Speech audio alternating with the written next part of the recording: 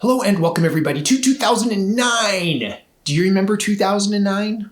Was it your glory days? Because for me, it was the Great Recession. Good luck getting a mortgage or refinanced. Good luck getting an automotive loan. I mean, in 2009, the banks were strapped for cash. The Great Recession. In 2009, Bitcoin came out. Something that's increased in value almost as much as Bitcoin? Not this putter. Nike was making equipment during the Great Recession.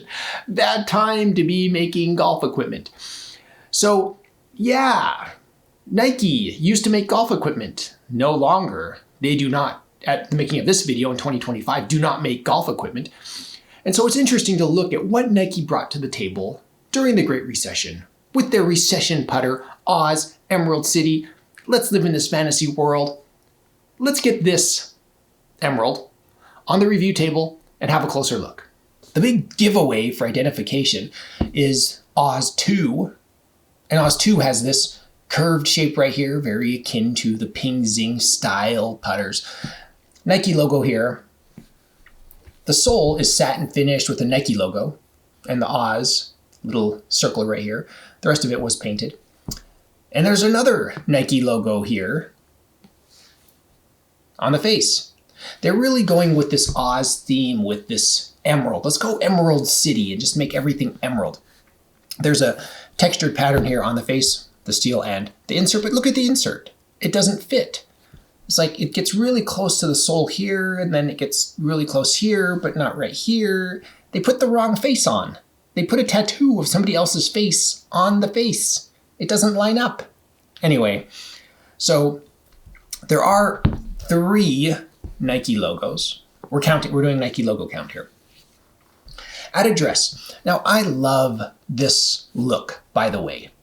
The patina here, like all the paint chips. It looks like the Mandalorian's armor before he got his Beskar steel. You know, it's like all weathered and beaten. You're like, that guy has seen some action. This putter has seen some action. The only annoying one is this one, because I wish there were more, because this one looks like an alignment line. It's not. It's just a ding in the paint, a paint chip. So anyway, we have these alignment lines, these 2 dashes right here, and then we have the center line. Pretty interesting at address, not offensive to me. I can get over that, but yeah, look at this like patina on it. And I know patina is often like rusting and like changing color, but I'm going to call it that even though it's just paint chips. So the neck is pretty smooth. It has a shaft over hosel design.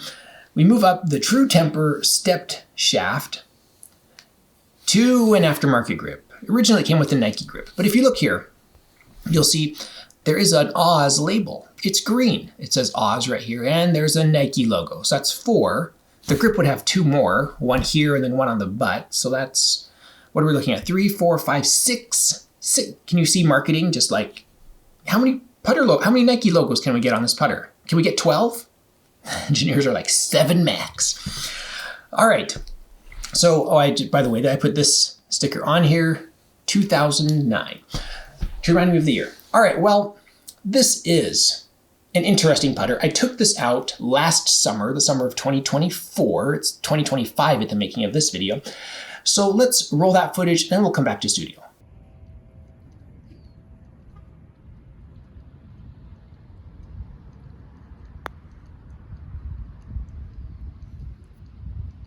So it is fun looking at the pre-Beskar Mandalorian putter here.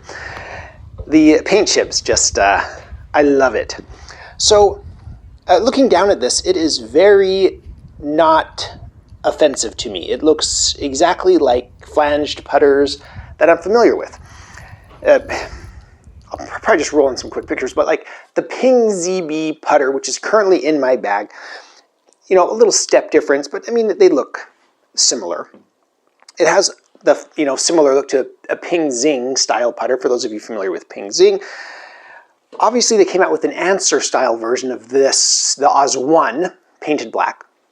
Same thing, that style, I don't know. And it also has this like flanged look. Looking down at it, I would say it's similar to the Spalding HB, just in that it's a flanged putter. The Spalding HB is obviously more flat. It doesn't have that curve. in the aft portion. So, 8802 as well. So looking at this, it is slightly rounded around the corners, has a nice straight blade to it that protrudes out from the flanged portion, I mean. So it looks lovely. The neck is not offensive. It looks like a putter that I'd be very happy with on the course. Let's hit a couple of putts and we'll talk a little bit more about that. So, easy to align, just like those big, bold, perpendicular lines in that one line parallel to the direction you're aiming. It looks really, really good and easy to hit. So let me hit one more here. I was aiming a little bit off at this. There's a little bit of break. It's hard to see from this camera angle, but there is a little bit of break on the screen. That one was moving, but luckily we hit the hole. Yeah, it doesn't feel abnormally soft. It doesn't feel abnormally hard. It's just a good middle-of-the-road putter. So why? There's a part of me that is really attracted to this putter because there are some things that speak to me. The first is it's just painted. I'm going to call it pot metal. I know it's not, but it's just like painted like Hot Wheels metal. You know what I mean? It feels like it's just a toy that's been painted. I know that's not what it is, but that's how it feels, all right? Nike's going to tell you what kind of steel they use and how it's high quality. Lovely. But just looking at it, it just looks like a toy. And it's green on the front. Look at me. So for me, you know, the grips, the old Nike grips famously like peel and come off and have problems, as did all of those. But, you know, the Super Stroke grip, to me, is a nice resto mod. Can we call it that? It really helps with the feel of this putter. So this is something I want on the course with me. 2009, we're making a Great Recession set, everybody. Name your clubs. For me, it's easy. Get my Mizuno JPX 800s, pair it with this. Get a good old Titleist 910D2 driver and a fairway wood from the era. I don't know exactly what I would do, but there's, you know, a 2009 set for me is a wonderful, easy to hit, very, I would consider a pretty modern set that you're not missing anything with. But this putter to me really captures that era of the 2000s. This is not trying to compete with the serious putters like Scotty Cameron's, like Tiger Woods has used Scotty Cameron forever. And I kind of want to leave on that point. This putter, any putter, if you practice with a putter, okay, it doesn't matter, it matters. If it's heel toe, depending on your stroke and all of that, you can get custom fit for that stuff. They have their cliches that everybody likes to do. But if you practice with any putter for 20 years, and you practice with it, you will be a pretty good putter. I'm not saying you're going to be Tiger Woods, but you'll be really good because that'll be your putter. You'll know exactly how that putter feels, how it hits, your misses, all of that, okay? If you keep switching putters, then it's kind of up and down and roller coasters, and it's hard to get dialed in long-term muscle memory to one putter. Whereas I feel like Tiger, because he's been playing that Scotty Cameron putter of his for like, what, more than 20 years. I know he's switched out a couple of times, but like that Scotty Cameron, you guys know which one I'm talking about.